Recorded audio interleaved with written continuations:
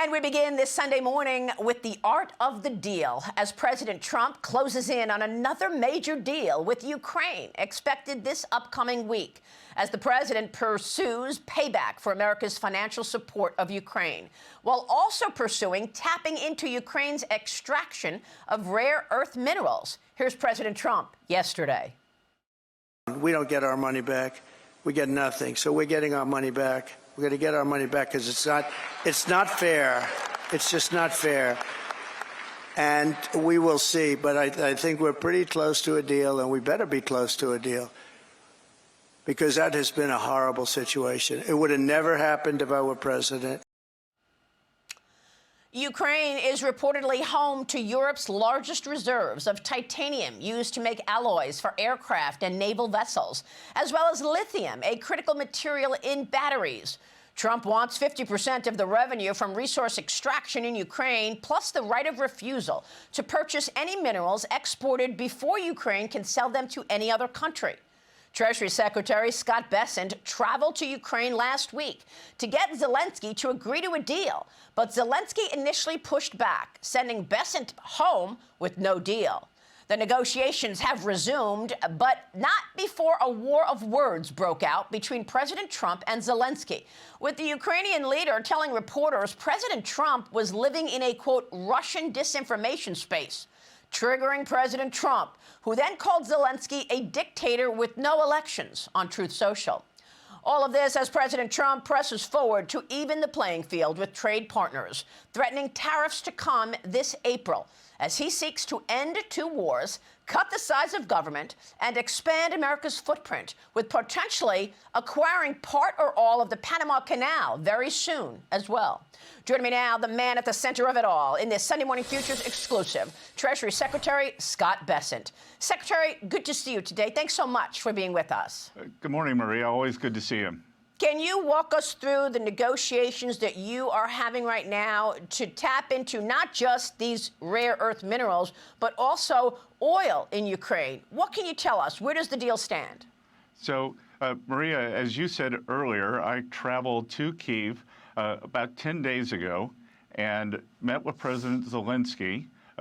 And this deal is part of President Trump's long arc negotiating strategy for peace between Ukraine and Russia, and to let the Ukrainians get back to a peaceful existence. So the first part of this is a partnership between Ukraine and the U.S. that involves strategic minerals, energy, and state-owned enterprises, where we set up a partnership, and we are only looking forward.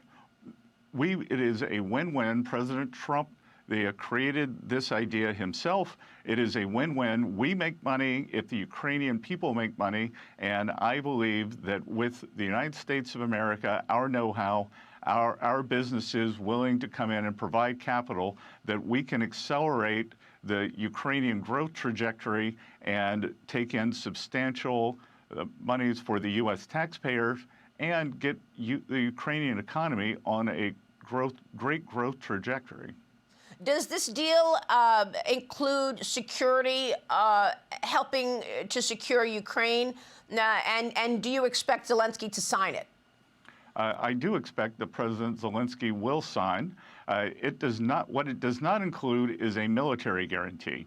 But what it does include is an implicit guarantee that if the United States of America is heavily invested in the economic future, I call it an economic security guarantee. The more assets that U.S. companies have on the ground, the bigger interest that the U.S. has in the future of Ukrainian economy doing well, the more security it creates for the Ukrainian people, and the higher the return for the U.S. taxpayer. Again, President Trump has structured this win-win deal, and it's unfortunate that after my meeting with President Zelensky and then his meeting in Munich with Vice President Vance, Secretary of State Rubio, the idea here of my trip to Ukraine and then the meeting in Munich, we want to intertwine the U.S. and Ukrainian economies for the benefit of both. And unfortunately, President Zelensky seems to have put a bit of daylight between us, but I am sure in the long run, or in the short run, there is no daylight. The deal will be signed, and this will give President Trump a lever, and it will be a strong signal to Russian leadership that the U.S. is in a serious partnership with the Ukrainian people. President Zelensky is speaking right now, saying today that he was willing to give up his position if it meant peace in Ukraine, quipping that he could exchange his departure for Ukraine's entry into NATO. Zelensky also says he wanted to see Donald Trump as a partner to Ukraine and more than simply a mediator between Kyiv and Moscow. I want it to be more than just mediation. That's not enough, he told a press conference just moments ago. Your reaction? Is this also suggesting that there could be a change in leadership in Ukraine? Maria, I try to stay in my economics and finance lane. So this is the first that I've heard about it. But at some point, Ukrainian people, it's a democracy. They're going to have an election, and they will democratically elect a leader.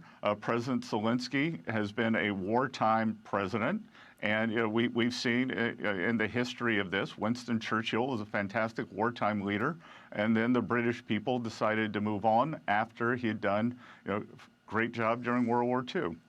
Secretary, I know that the Prime Minister of the UK will be at the White House Thursday, and the President is meeting with French President Macron on Monday to discuss their ideas for a resolution to this war. And one of the ideas, according to the Wall Street Journal, is that the U.S. would have a backstop in terms of potential military. Has the President considered this?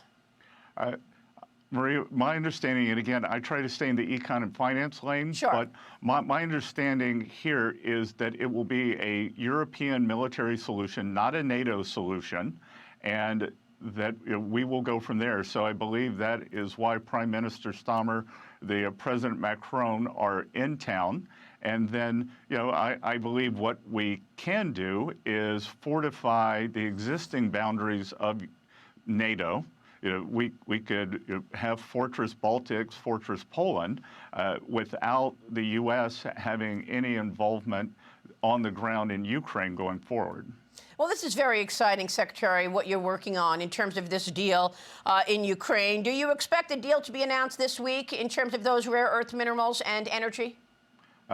I'm quite hopeful, Maria. And the other thing I would say here, too, is common to a lot of misperceptions. The Russians hate this deal. That the morning that I arrived in Ukraine, to get into Kyiv, you fly to Poland, you take a 10-hour night train in. The Russians unfortunately bombed Kyiv. There was a missile barrage 4 hours before I got there. It was the first time that such a barrage had taken place since November. So I think that was a strong signal from Russian leadership that they don't like this deal because it gives President Trump more negotiating leverage. So if the Russians don't like it, my view is Ukrainians should. Well, let me move on to tariffs, sir, because you have been tasked, you and Howard Lutnick, the Commerce Secretary, have been tasked with studying the impact of reciprocal tariffs, and you're supposed to be giving the president a report at the end of March. Are tariffs coming, reciprocal tariffs, and how expansive might they be? We've talked in the past, it doesn't just include trade, but it could cover currency manipulation, digital fees that Europe puts on our companies, the VAT tax that the Europeans charge, as well as, lawsuits on technology companies of American origin. Yes, so Maria, Commerce and USTR are going to produce a report on April 1st, and we're going to take a look at, you just did an excellent job. We're going to look at the actual tariffs, non-tariff barriers, underlying the currency manipulation, and then whether there are any other factors, sort of as China does with unfair financing of their corporates. And a fifth portion has come to our attention with these lawsuits that the EU launches against our great tech companies. So we're going to take that in the aggregate, and I can't tell you what's going to happen because it's path dependent. The nature of reciprocal tariffs is that if we start matching, whether it's the EU, that any other country in the world with reciprocal tariffs. We're just doing what they're doing and then adding in these other factors. If they remediate those, which is past dependent on their reaction function, if they do that, then their tariffs could drop. If they want to be recalcitrant, if they want to continue these unfair trade practices, then the tariff wall will go up until they are willing to negotiate.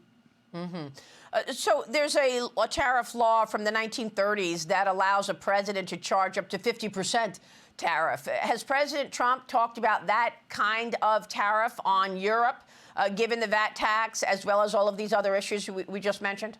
Yeah, I think we should wait till April 1st and see what it is. President Trump understands leverage better than anyone, so I'm not going to jump in front of him, and I'm sure that he is willing to do whatever it takes to get the free but fair trade for the American people.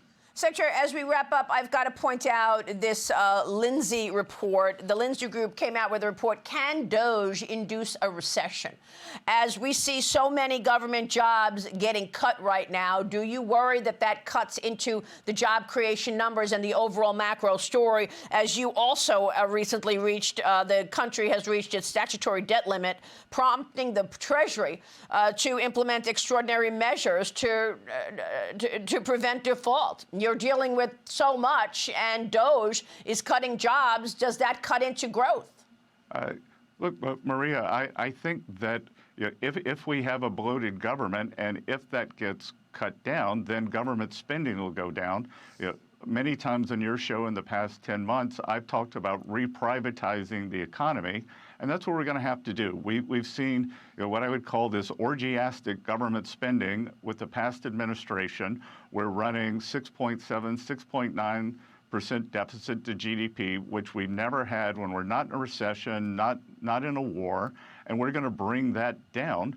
And so as the government employment comes down, private sector will not be crowded out anymore. All the jobs created by the Biden, not all, but the 70, 85% of the jobs created by the Biden administration were government jobs, government adjacent. They crowded out the private sector.